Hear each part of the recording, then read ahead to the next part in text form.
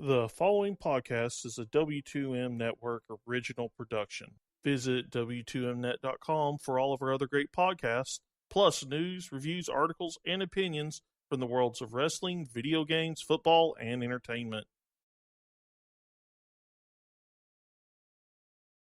Take the crown, right back from all the ones who went out of the way every time to break us down, and they never wanted us to even come close to a chance in hell. But undoubtedly, I look around to see we grow stronger than they can tell. Cause I can turn and run, but there's more that I can do.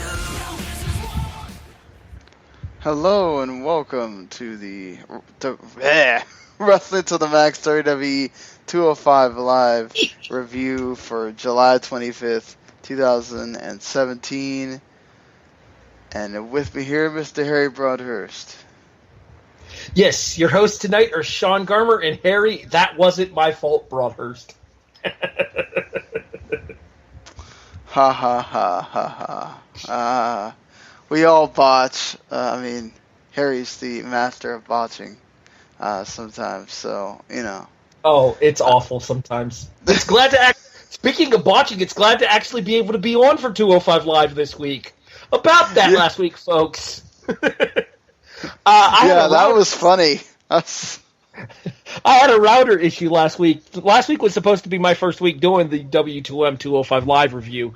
And right after we finished SmackDown, my router decides, nope, you're done for the night, and proceeds to not come back on until Sean's already on the last match.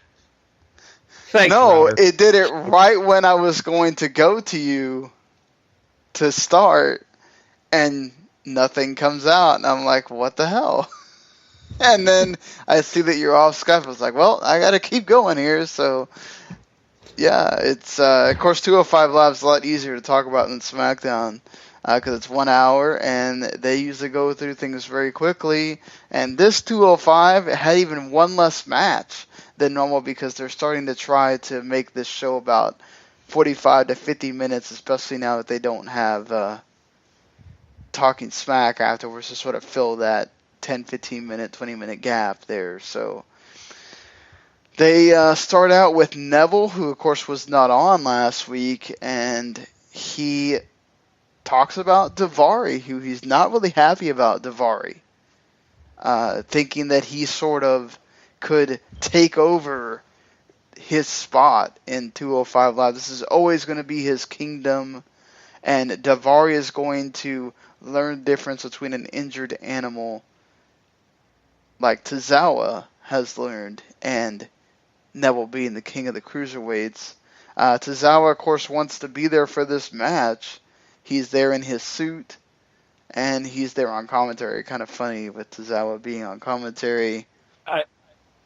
I feel like Tozawa on commentary was a rib on Akira.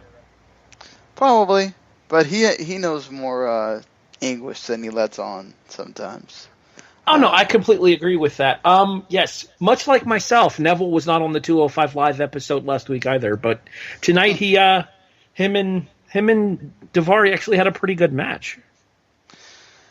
Yeah, I thought it was solid for what it was. I do appreciate it. Also, Davari once again continued the whole thing where he dedicates his match to the Iranian Olympic wrestler, which, you know, okay.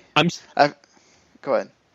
I'm impressed that they keep finding a different Iranian wrestler for him to dedicate his matches to. Yeah, but this is weird when you got Jinder doing the India thing and Rusev doing this, and it's like you got way too much of this foreigner stuff going Agreed, on. but it's cheap heat. Yeah, but this is 2017. Figure out a different way to. Okay, well then let me ask you this, because we kind of had this conversation inside of the W2M wrestling chat. We were both a little bit surprised to see them do heel versus heel here on 205 Live, and you mentioned in the chat though that that's something that 205 doesn't shine away from. Well, yeah, I'm glad that they did, just because Neville should be able to. If I want to go after my crown, I don't care who the hell it is that tried to take it away, whether it's a face or heel, I'm going to go after him. And I do appreciate that. I think we do this too much where I mean, obviously, with Raw, you have a lot of shades of gray characters, so you sort of don't have that issue. But a lot of times, they really try to make sure that it's never a heel and a heel. And I appreciate the 205 Live because it can take chances right now because nobody's watching it.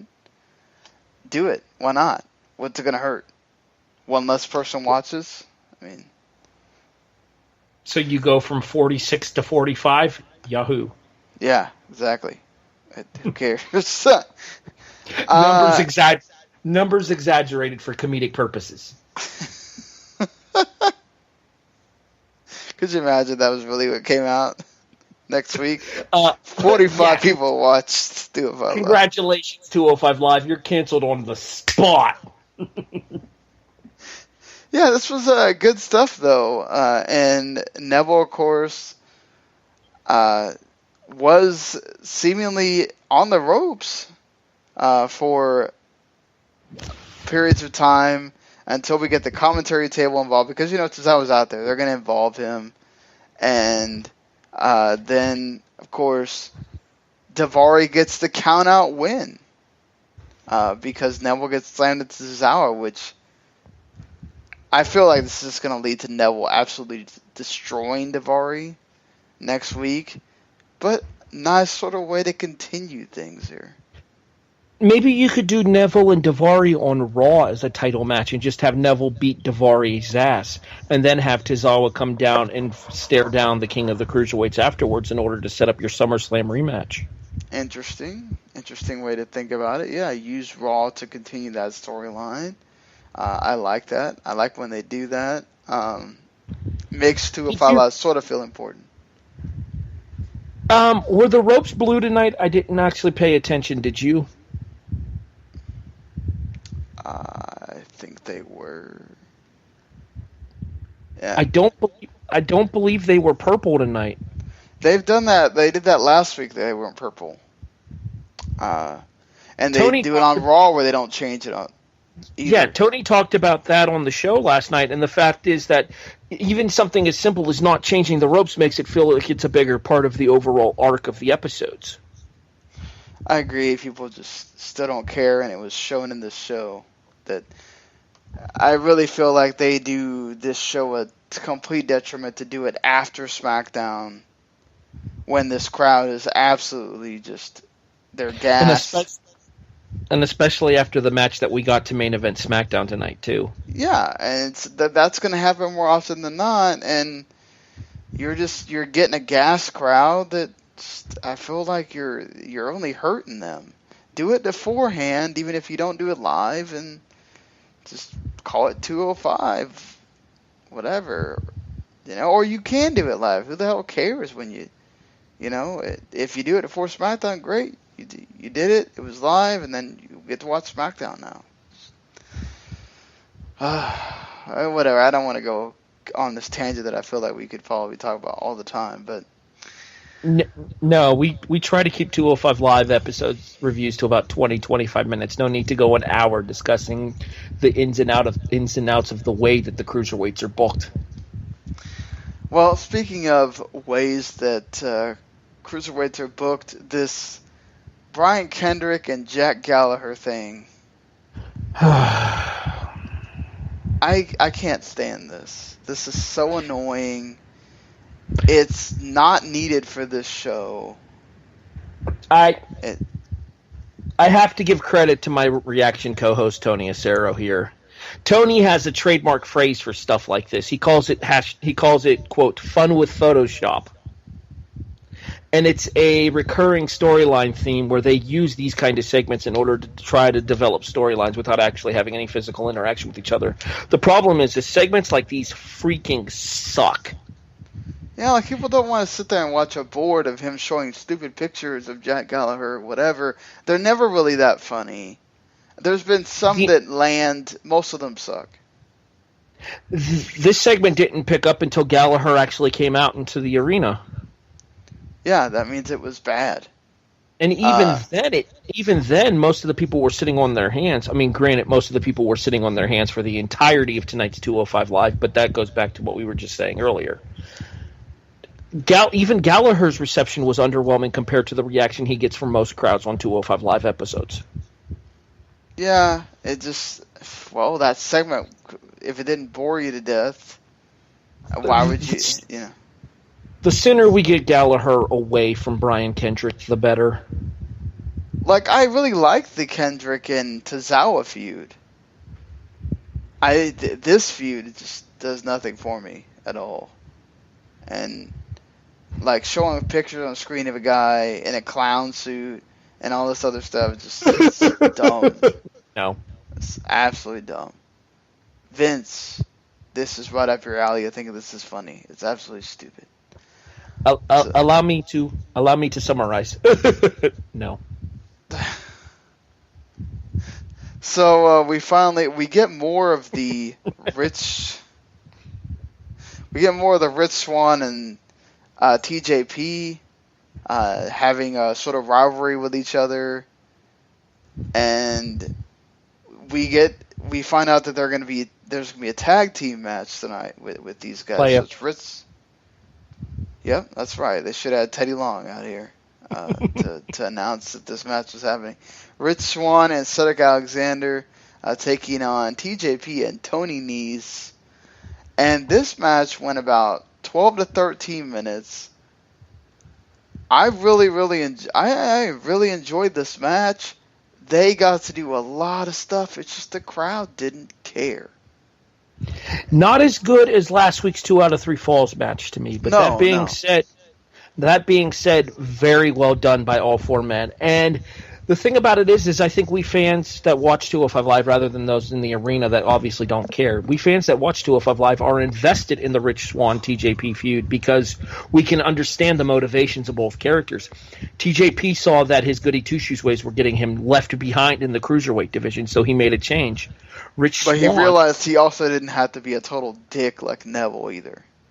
Yeah, whereas Rich Swann has always been that guy who loves to have a good time, loves to be the life of the party, loves to be something more than what he had been before. But at the same time, you can see it where Swann could end up using this to help push him back into relevancy towards the Cruiserweight Championship as well. Yeah, certainly. And, the ultimate winner of this feud, like you said, could be there or thereabouts to go for that title. Like, we just got a lot of them countering the awesome double dive by Alexander and Swann. That was a sight to behold, honestly. A tope con hilo and a Phoenix splash to the floor. Yep. Yes, you heard that correctly. Rich Swann Phoenix splashed to the floor. Yes, it was awesome. TJP winds up getting the win for his team, and another notch in the belt there for the heel team. A little disappointed to see Cedric getting a pinfall here, but I understand why you don't have him pin Rich Swann, so I'm okay with it. Right, yeah, it kind of keeps that sort of back and forth with them going. You're not pinning me, so what does it matter? Yeah, TJ can say that, hey, the last time we faced off, I won, and then Swann can snap back with, yeah, but you didn't pin me. Exactly. That's the most important part that sort of continues things here for them. Also, I would like to say that I think that a distanced feud, given a couple of weeks to play out between Cedric Alexander and Tony Nese would be a lot of fun to see as well. Oh, the matches would be really good, so I hope we do get it eventually. But that's it for 205. Like I said, cut a little bit shorter because they don't have Talking Smack to sort of add on that 10-15 minutes or so. They're sort of trying to get into that 45 to 52 minute range for the show, so that it's ready to go for TV, which I guess I can totally understand that as well. But yeah, that's it for 205. Make sure that you check out the other stuff that's part of Wrestling to the Max and the W2M Network. We have a Raw review, Battleground review, SmackDown review that Harry and I just finished, W2M Part 1, and of course Paul and I are continuing with the G1 coverage as well. And Harry, you got some stuff to plug here. Yeah, real quick. And I apologize for the background echo. Actually, Sean, why don't you go ahead and do this here? I gotta go. Okay. Yeah. So of course, you can. I forgot to mention this on the regular Wrestlers of Max episode, but we have a new MMA podcast. We used to have Facing the Pain. They had to cancel the podcast for reasons that were never really told to me. They just kind of they couldn't figure out times to coordinate recording or whatever it was, and he's the same guy that did the Total Divas reviews, so I guess he just decided to end all association with us. Again, we never had a problem, just I guess they had issues on all ends there. So Robert Taylor, who he is part of our wrestling staff on the website. You've heard him if you've listened to stuff in the Game Zone. He was part of our E3 coverage for Backlog Busting. So, Robert was instrumental in that, and so he started a MMA podcast with his friend, or cousin, Joe, and they've done 3 episodes now. I finally was able to make their own iTunes and Stitcher and everything else. So you can go find that. You can go pretty much subscribe to them by themselves in all places there. And, hey, give them a shout, give them a review, give them a subscription. If you like MMA, they review the show that happened that week in UFC, and they give you everything, every kind of lowdown that you need. And of course, Harry Broadhurst also is joined by Robert Taylor and his co-host Tony Acero, and doing the Raw Reaction every week, every Monday at 11:30 p.m. Eastern. Of course, you can listen to it on demand as part of the Yes Wrestling .com and the ProWrestling.biz radio network, or whatever it's called, this evening. With that, we're coming to a close. Like I said, listen to all of our other reviews. If you like what you heard, make sure you tune in and hit subscribe. Until next week, we talk more 205 Live. We'll see you later, everybody. The following podcast is a W2M Network original production. Visit W2Mnet.com for all of our other great podcasts, plus news, reviews, articles, and opinions from the worlds of wrestling, video games, football, and entertainment.